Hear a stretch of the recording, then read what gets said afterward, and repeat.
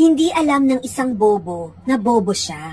Kaya madalas sila pa yung malakas ang loob magsalita, confident, opinionated, pero kulang sa self-awareness. Alam mo kung bakit delikado yan? Kasi sa panahon ngayon, ang lakas ng boses ng mga taong walang laman ng isip, ang hina ng boses ng mga taong may pinag-aralan, may respeto, may disiplina.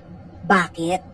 Kasi yung matatalino, marunong manahimik, marunong makinig, marunong umintindi bago magsalita.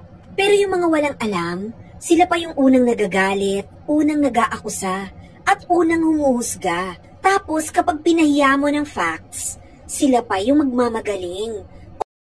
Masyado ka ng perfect sa paningin mo, no? At napakalinis mo pa. Sana lumampas ka sa langit.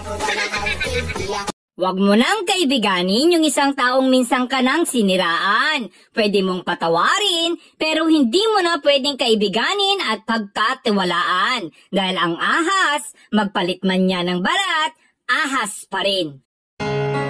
Matuto tayong manahimik at huwag maging walking opinion sa buhay ng iba. Kung wala ka namang ambag, huwag kang magpakalat ng basura mong salita upang huhusga. Ang dami mong energy mangialam, pero sarili mong gusto't di mo maayos-ayos. Check yourself muna. Hindi ka naman relevant sa plot ng buhay nila. Bakit ka nag-aastang direktor? Tumatakbo ang mundo ng walang input mo.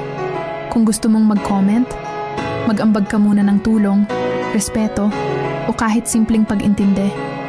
Kung wala ka namang magandang sasabihin, just shut up and scroll.